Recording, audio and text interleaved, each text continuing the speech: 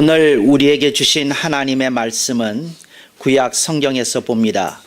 구약 성경 시편 57편 7절 말씀을 장성 목사가 고쳐서 번역한 연이역본으로 봉독합니다. 하나님이여, 내 생각과 마음이 확정되었고 내 생각과 마음이 확정되었사오니 내가 노래하고 내가 찬송하리이다. 아멘. 오늘 우리는 성령님 아래 성경 위에 하나님의 말씀을 듣기를 원합니다. 오늘 여러분들이 주목하실 설교 제목은 무슨 확정입니다. 확정이라고 하는 단어는 오늘 본문에서 키워드로 두 번이나 나타나고 있는 것을 볼 수 있습니다. 확정이라고 하는 말, 이걸 영어 성경의 일부 영어 성경에서는 fixed, F-I-X-E-D 이렇게 번역을 하였습니다. fixed라는 말은 뭐냐면 기둥을 어디다 세웠습니다. 그래서 이제 기둥은 옮겨 다닐 수 없습니다. 왜냐하면 기둥을 치우게 되면 건물이 붕괴될 것이기 때문에 그렇습니다. 네, 그런 의미가 확정이라는 단어의 의미라는 거 여러분들이 기억하시기 바랍니다. 이건 고정이 된 거다. 확실하게 고정이 된 거다. 움직일 수 없는 거다 하는 뜻으로 확정이라는 단어가 오늘 본문에서 두 번씩 나타나고 있다는 것입니다. 그런데 시편 50편 7편을 아무리 들여다봐도 이 사람이 무엇에 대해서 자신의 생각과 마음이 확정되었는지 그냥 유추해 볼 수만 있지 명시적으로 나타나 있지는 않습니다. 그래서 여러 사람이 이 본문의 뜻을 가지고 이렇게 생각해 보고 또 상상해 보기도 하고 또 연역해 보기도 하고 귀납법을 쓰기도 하고 하면서 이렇게 제시하고 있습니다. 제가 오랫동안 시편 57편 7절을 가지고 묵상해 왔습니다. 제 어렸을 때에 특징이 뭐였느냐 하면 주일학교를 다니면서 끊임없이 질문을 하는 것이었습니다. 그러니까 예를 들자면 성경을 읽다 이런 구절이 나오면 제가 장로님께도 가고, 장로님들은 특히 저를 싫어하셨어요.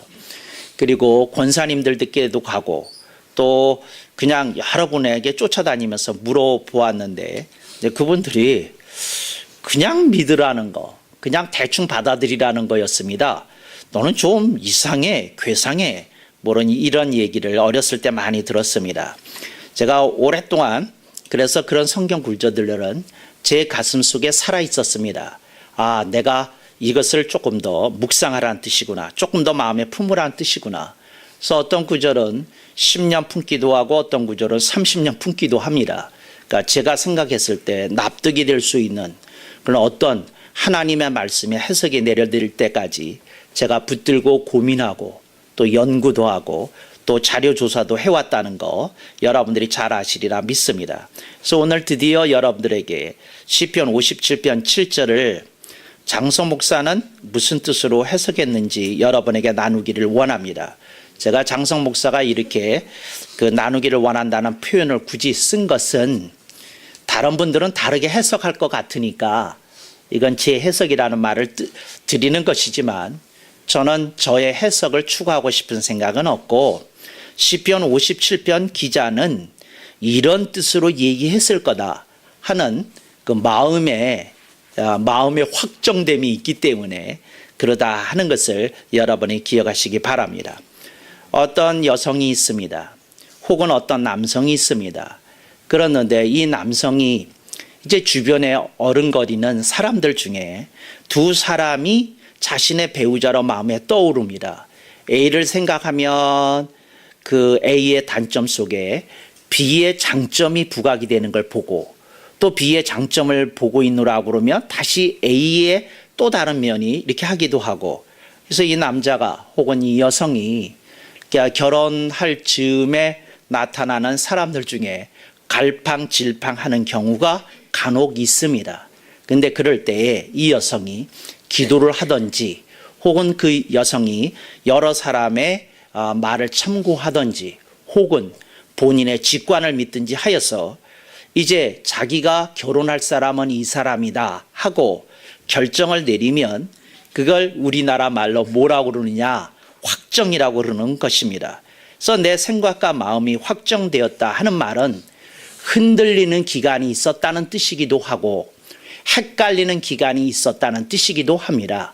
그래서 여러분들의 인생 속에 이렇게 헷갈리고 확정되기가 어려웠던 어떤 시절 속에서 오늘 본문의 이 주인공이 얘기하려고 하는 확정에 대해서 우리들이 나눠볼 수 있기를 원합니다. 저는 이분이 했던 이 확정 가운데 첫 번째로 제 마음을 이렇게 뜨겁게 했던 것을 여러분과 나누기를 원합니다. 그래서 이분의 첫 번째 확정입니다. 첫째, 신앙 고백을 붙들고 성삼일체 하나님을 인생의 주인으로 모시기로 확정한 것입니다. 그러니까 뭐냐면 자신의 신앙 고백이 살아있다는 겁니다. 자신의 신앙 고백을 통해 하나님을 아버지로 모시고 예수 그리스도를 구주로 모시고 그 다음에 성령님을 인생의 스승으로 모시기로 합니다. 근데 이런 사람은 자신에게 인생의 주권이 없는 것을 압니다. 자신의 인생의 주권이 누구에게 있느냐? 하나님에게 있다는 것을 신앙 고백을 통해서 봉헌했던 것입니다. 그래서 여러분, 신앙 고백을 드린 사람은 인생의 주인으로 이렇게 하나님, 예수님, 성령님을 모시기로 했다는 것을 여러분들이 기억하면 좋겠습니다.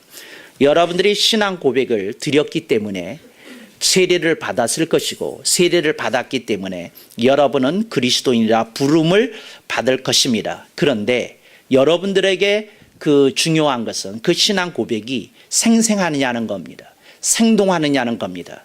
여러분들이 그 신앙 고백이 생동하는 것이라면 여러분은 감히 여러분의 인생이 여러분 거라는 생각할 수 없습니다. 인생은 내 자신의 것이 아닙니다. 그리스도인에게 있어서 인생은 하나님 거입니다. 하나님의 것이라는 말입니다. 그러니까 오늘 우리들이 이것을 또렷이 알게 될 때 우리들의 인생에 가는 길이 또렷하게 보여지리라고 믿습니다. 많은 종교와 철학에서는 개인을 강조합니다. 그래서 개인이 최고 경지에 수행자의 경지에 오르는 것을 찬탄하기도 합니다. 많은 사람은 인간의 거룩하고 숭고한 모습을 이렇게 부각시키기도 합니다. 근데 여러분, 개혁신앙에서는 그런 거 별로 없습니다. 오늘 우리들은 개혁신앙인으로서 우리는 오직 하나님을 영화롭게 하고 하나님만을 지고하게 숭고하게 높여드리기를 작정하고 신앙생활을 한다는 겁니다. 그래서 우리들에게 있어서 인생의 주인은 나가 아니라 예수 그리스도이시오, 또 성령님이시오, 하나님이라는 것을 고백합니다. 그래서 여러분들에게 이런 신앙 고백이 살아있을 때 여러분은 인생을 제대로 살 수 있습니다. 많은 이들이 예수 그리스도를 구주로 고백하는 신앙 고백을 드리고 세례를 받았음에도 불구하고 많은 이들이 세례 이후에 인생을 어떤 식으로 살아가느냐 하면 자신이 인생의 주인인 것처럼 살아갑니다. 이런 인생 굉장히 시달리고 고달프고 또 어설픈 결과로 이어지기가 십상입니다. 그래서 여러분, 오늘 우리는 좀 그리스도인으로서 다르게 살아야 하겠습니다. 어떻게 사느냐? 정말 인생의 주인이 하나님이시구나. 이런 감격 속에, 이런 기쁨 속에 여러분들의 나날이 이어질 수 있기를 바랍니다. 많은 이들이 괴로운 인생을 하소연합니다. 많은 이들이 여러 가지 인생에 부딪히는 고통에 대해서 얘기합니다. 그런데 그들이 그런 고통을 얘기할 때, 그런 아픔을 얘기를 할 때 잊어버리고 있는 게 있습니다. 본인이 그렇게 아프고 시달리고 괴로운 건 자신이 인생의 주인이라고 이렇게 너무 간절하게, 너무 절박하게 믿기 때문은 그런 건 아닌가 하는 생각이 있습니다. 오늘 우리들이 인생의 주인이 하나님이시라는 것을 알게 될 때, 그분의 뜻에 순종할 때 우리들의 인생의 새로운 차원이 열려진다는 거 여러분들이 기억하셔야 되겠습니다. 두 번째로, 확정되었다는 말씀이 무슨 뜻이냐? 제가 오랫동안 묵상했습니다. 그런데 이분이 이런 얘기를 합니다. 내 생각과 마음이 확정되었고 내 생각과 마음이 확정되었사오니, 이렇게 얘기합니다. 이분이 이렇게 두 번씩이나 반복한 건 이런 것입니다. 확정된 분야가 한 가지만이 아니라는 겁니다. 확정된 항목들이 있다는 것을 오늘 본문을 통해서 우리들에게 보여주고 있습니다. 그래서 저는 이 첫 번째 확정된 항목이 충분히 마음에 들지만 이 두 번씩이나 얘기한 것을 보면서 하나 더 있다 이렇게 생각이 들었습니다. 그래서 두 번째 이분이 확정된 것이 무엇인고 하니 하나님의 말씀인 성경을 인생의 기준과 표준으로 삼기를 확정한 것입니다. 할렐루야, 아멘 억만번. 제가 이렇게 설교 노트를 쓰고도 오랫동안 감동을 받았던 문구입니다. 어찌 이런 문구가 이렇게 깨달아지는지 참 감사합니다. 하나님의 말씀인 성경을 인생의 기준과 표준으로 삼는 겁니다. 그러니까 다른 것이 기준과 표준이 아니 되겠다는 겁니다. 여러분, 이 말 하기 쉽지 않습니다. 대부분의 사람은 그 사람이 예수님을 믿든지 안 믿든지 상관없습니다. 대부분의 사람은 하나님의 말씀인 성경을 인생의 기준과 표준으로 하는 것이 아니라 부귀영화를 기준과 표준으로 합니다. 그걸 기준으로 삼기고 그걸 표준으로 삼기 때문에 거기에 모자르면 그렇게 괴로운 겁니다. 그렇게 모자르면 위축되는 겁니다. 그렇게 모자르면 어두워지는 겁니다. 그러니까 부귀영화가 모자르면 어두워집니다. 부귀영화가 안 되면 그 자기 인생에 낙이 없다고 얘기합니다. 왜 그럴까요? 그게 본인의 인생의 기준과 표준이기 때문에 그렇습니다. 한국 교회가 왜 이 지경이 됐느냐? 왜 이 지경으로 타락했느냐? 그분이 목회자이든 평시도이든 상관없이 모두 다 부귀영화가 인생의 기준과 표준이 되었기 때문에 그렇습니다. 그 교회에 얼마나 신실한 교인이 있느냐? 이건 교회를 가늠하는 척도가 아닙니다. 그 교회의 건물이 얼마나 사이즈가 있느냐? 교회 회중의 규모가 얼마나 사이즈가 있느냐? 이게 교회의 품질을 가늠하는 절대 요소처럼 비춰주고 있는 현실은 그 사람이 그리스도인이든 아니든 목회자든 평시든 상관없이 부귀영화가 기준과 표준으로 되어 있는 세태의 현실을 반영한 현상입니다. 여러분들이 그걸 알아야 됩니다. 부귀영화를 가지고 어찌 교회를 가늠할 수 있습니까? 부귀영화를 가지고 어찌 그리스도인을 가늠할 수 있습니까? 제가 그분들에게 감히 묻습니다. 예수님에게 어떤 부귀영화가 있었나요? 12사도들에게 어떤 부귀영화가 있었나요? 사도들을 도와주었던 사도보들에게 어떤 부귀영화가 있었나요? 오늘 우리들이 엄중하게 생각해야 됩니다. 오늘 우리들이 그런 기준을 가지고 보기 때문에 참 교회가 어지러워졌어도 어디가 어지러운지 모릅니다. 교회가 혼탁해졌어도 어디가 혼탁해졌는지를 모르겠습니다. 사회는 얘기할 것도 없습니다. 사회는 원래 혼탁한 겁니다. 사회는 원래 혼란스러운 겁니다. 여러분, 이 인류가 있은 이래로, 역사 이래로 혼탁하지 않은 세상 저는 역사에서 찾을 수 없었습니다. 혼란스럽지 않은 세상 역사 속에서 찾을 길이 없었습니다. 사마천의 사기를 쓸 때 늘 고민했던 것이 그것이었습니다. 어찌 세상이 이렇게 두고두고 혼탁할 수 있다는 말이냐, 혼란스러울 수 있단 말이냐, 그걸 가지고 그분 고민했습니다. 근데 여러분, 오늘 우리들이 좀 생각해 봐야 됩니다. 오늘 우리들이 갖고 있는 기준과 표준이 뭔지를 알아야 됩니다. 여러분, 부귀영화라고 얘기하니까 피부에 와닿지 않습니까? 돈입니다. 돈이 많으면 행복하다는 생각, 그거 예수를 믿거나 안 믿거나 이거 동일한 기준과 표준이 아닙니까? 그것 때문에 시달린다고 생각하지 않습니까? 네, 이렇게 생각이 드는데 시편 57편 기자는 하나님의 말씀을 읽고 묵상하고 들었던 말씀을 가슴에 새기다가 깨달은 겁니다. 뭘 깨달았느냐? 내가 기준이 틀려 있구나 하는 걸 깨달은 겁니다. 내가 표준을 잘못 삼았구나 하는 것을 깨달은 겁니다. 왜? 그는 그동안 세상에서 성공한 자, 세상에서 인기 있는 자, 세상에서 날리는 자, 세상에서 영향력이 강한 자를 표준으로 삼고 인생을 살았기 때문에 그렇습니다. 근데 자신과 그 표준으로 삼았던 인생과의 거리가 멀리 넘어질수록 위축이 되고 불안하고 좌절감에 시달릴 수밖에 없었다는 겁니다. 이게 언젠가 여러분들의 가슴 속에 이 깨달음이 와야 됩니다.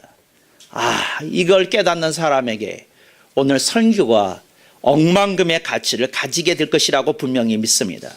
하나님의 말씀대로 사는 것을 인생의 기준과 표준으로 삼아야 되는데 어디 허튼데 눈 돌리시고 그리고 전라도 말로 헛짓하면서 인생을 그렇게 계속 평생을 사실 수 있습니까?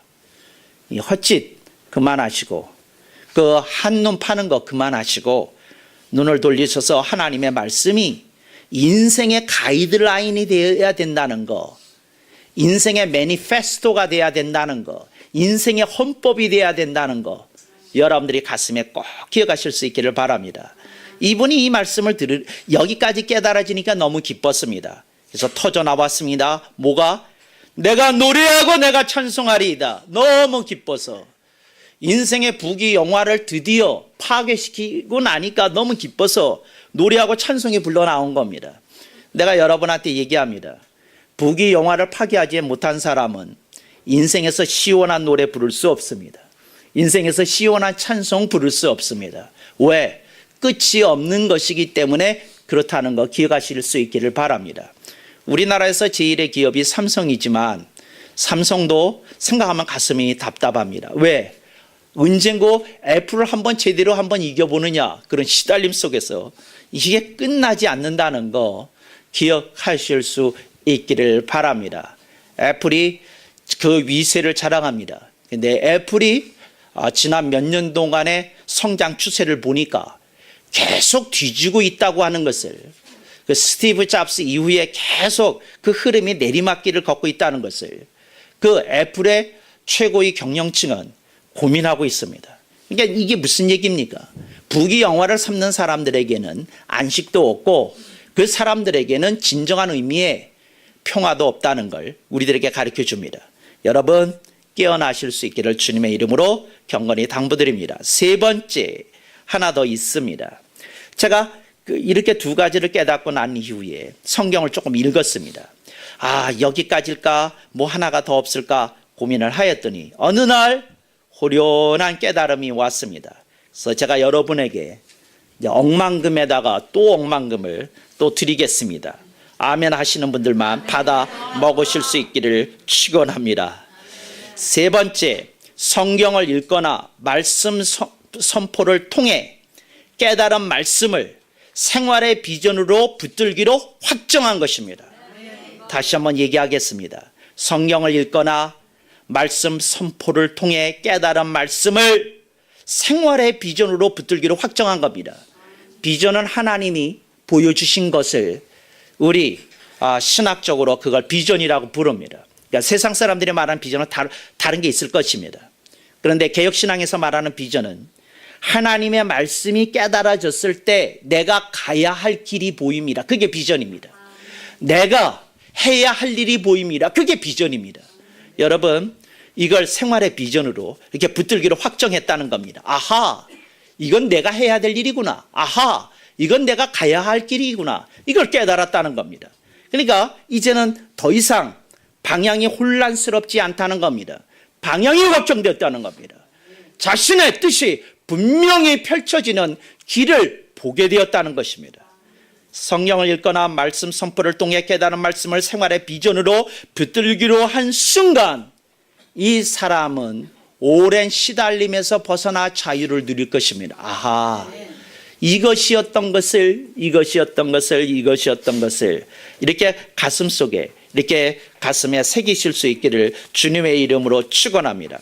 여러분의 삶 속에 깨달은 말씀이 여러분에게 언제 이렇게 생활의 비전으로 붙들기로 확정합니까? 이런 얘기 아십니까?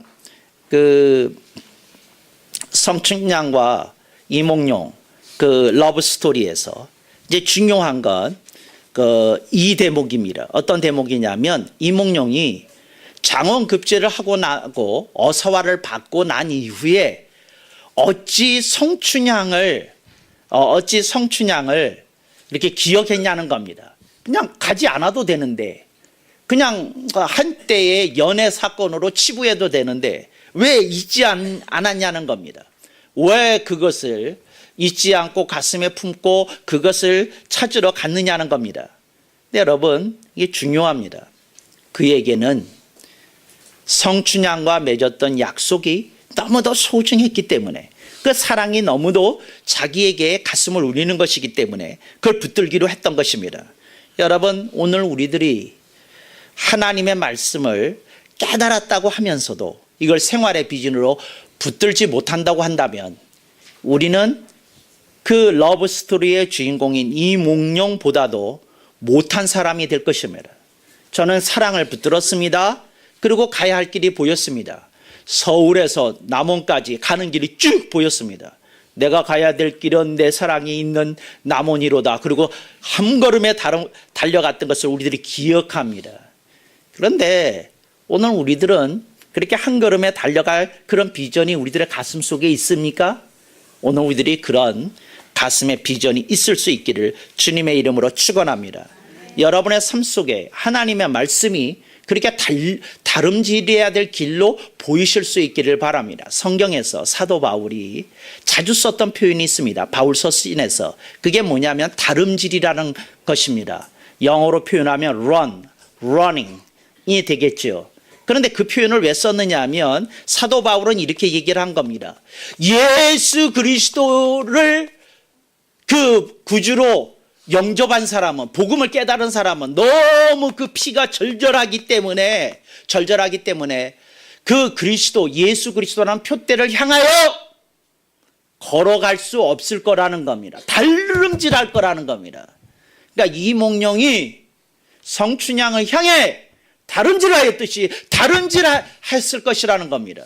그러니까 이게 걸어가는 거 가지고 안 된다고 느꼈다는 거죠. 그 다름질입니다. 여러분 구약 성경에 보면 다름질이라는 표현을 잘 나지 않습니다. 나 하나님과 함께 걷는 거에 대해서, 함께 사는 거에 walk, 그거에 대해서 얘기를 합니다. WALK.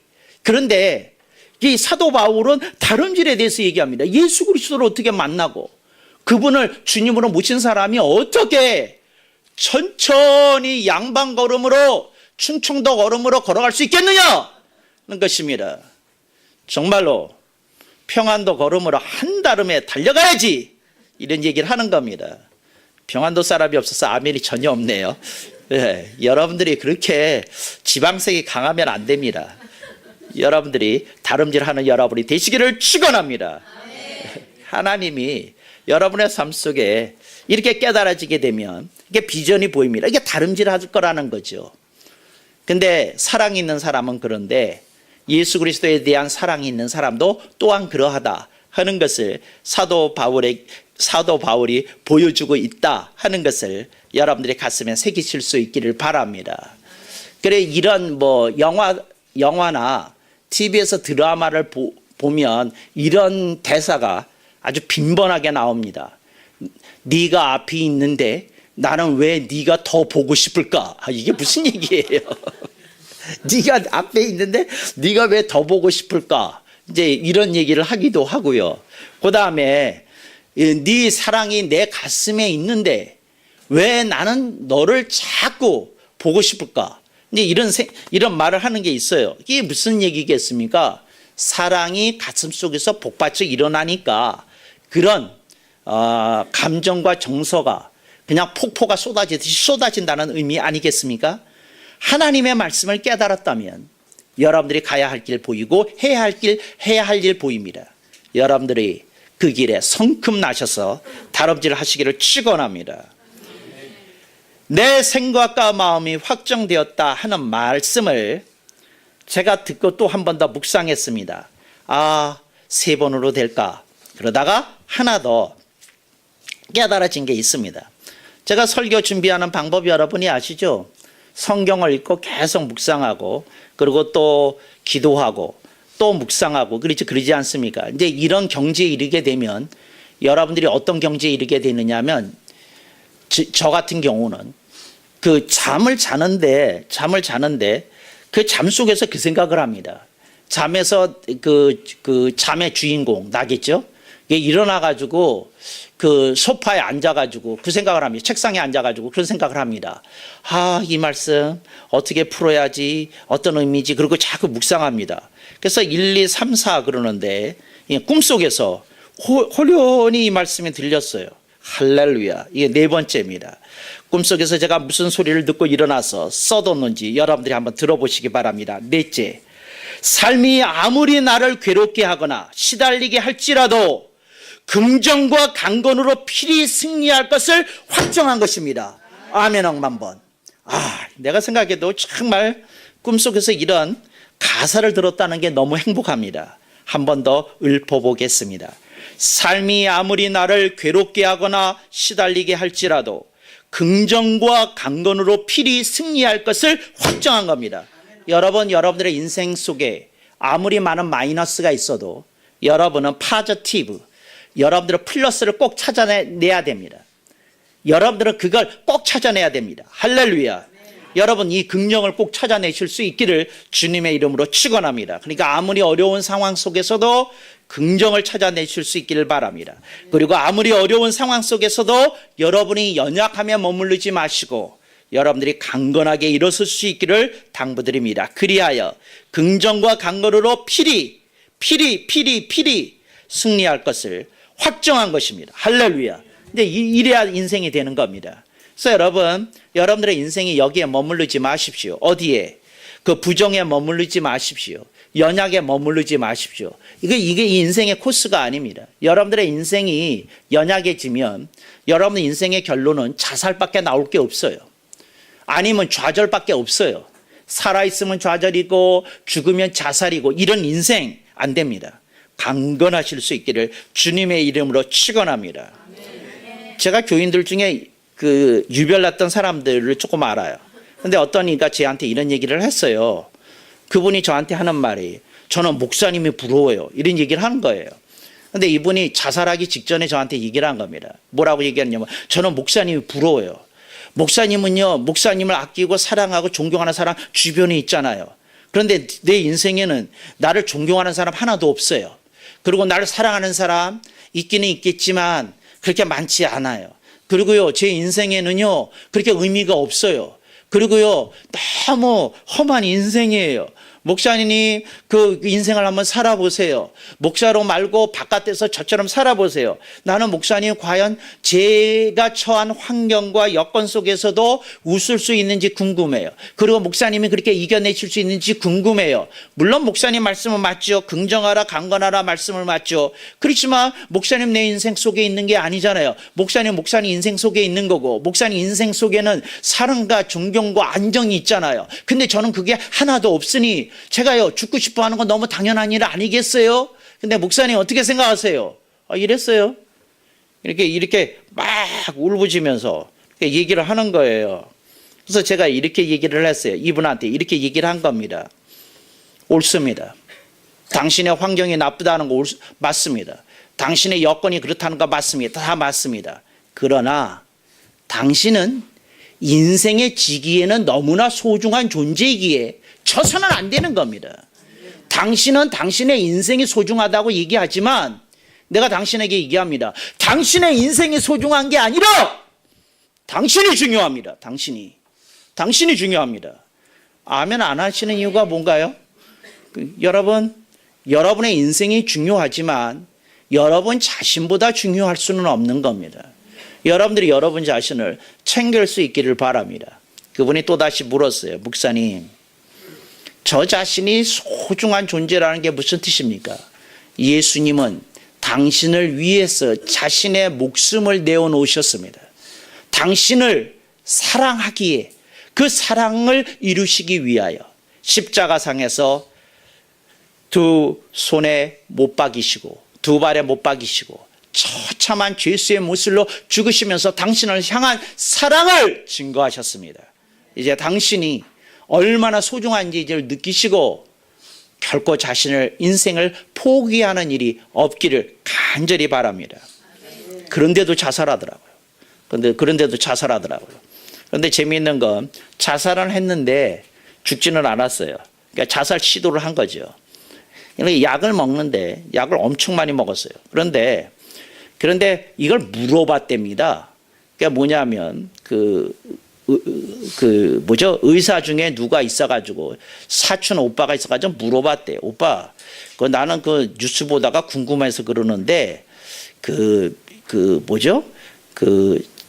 약을 몇 개나 수면 약을 몇 개나 먹으면 죽는 거야. 그래서 오빠가 몇 개라고 가르쳐 줬답니다. 근데 저한테 묻지 마세요. 이제 공개 안 할 거니까 그런 정보는 없는 게 좋습니다.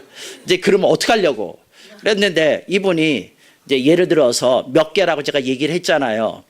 그랬는데 그 이 약을 계속 먹으면서 이제 그 개수가 이제 찾을 거 아닙니까? 하나, 둘, 셋, 넷 그러는데 마지막에 가서 이랬다는 겁니다. 그 필 하나를 알약 하나를 그 먹어야 치사량이 되는데 하나를 뺐답니다. 뺐답니다. 그리고 또 기도를 이렇게 했대요. 주여, 죽어야도 되는 인생이면 이 알약 하나 적은 인생으로 죽게 하시고 그러지 않으면 알아서 하옵소서 이렇게 기도했대요. 그래서 발견돼서 실려갔는데 다행히 병원에서 혼수 상태로 좀 오래 있기는 했지만 생명을 건지고 살아났어요. 이게 살아났는데 그래서 내가 이제 나중에 이제 대화를 하는데 그분이 그런 얘기를 하는 거야. 알약 하나 덜 먹었대. 무슨 생각 때문에? 아하, 그래도 나를 위해서 죽어주신 분이 있다는 거. 그 생각을 하고 그리고 약 하나 덜 먹었다는 겁니다. 여러분, 제가 여러분에게 얘기합니다. 긍정과 강건으로 여러분들을 필히 승리하실 수 있기를 바랍니다. 여러분들은 여러분의 인생보다 큰 존재입니다. 여러분은 여러분의 인생보다 훨씬 소중한 존재입니다. 그러니까 여러분들이 여러분을 소중히 여기시면서 이런 확정을 하실 수 있기를 바랍니다. 자, 무슨 확정? 4대 확정입니다. 여러분들이 이런 확정을 통해서 하나님을 기쁘시게 하실 수 있기를 주님의 이름으로 축원합니다. 노트에 쓰신 분들 제가 그 4대 확정 그리고 1 그러면 1항 그러면 쭉 얘기하시고 2항 쭉 얘기하시고 3항 쭉 얘기하시고 4항 쭉 얘기하실 수 있기를 바랍니다. 그리고 제대로 필기를 안 하셨던 분들은 우리들이 다시 한번 복창할 때 들으시고 잘 메모하실 수 있기를 바랍니다. 무슨 확정? 4대 확정. 1항 신앙 고백을 붙들고 성삼일체의 하나님을 인생의 주인으로 모시기로 확정. 아멘. 억만번. 확정까지만 하겠습니다. 확정한 것입니다. 이렇게 했지만 2항 하나님의 말씀인 성경을 인생의 기준과 표준으로 삼기를 확정. 아멘. 억만번. 3항 성경을 읽거나 말씀 선포를 통해 깨달은 말씀을 생활의 비전으로 붙들기로 확정. 아멘. 억만번. 4항 삶이 아무리 나를 괴롭게 하거나 시달리게 할지라도 긍정과 강건으로 필히 승리할 것을 확정. 아멘. 억만번. 그런 귀한 인생 되시기를 주님의 이름으로 당부하고 축원합니다. 아멘. 억만번.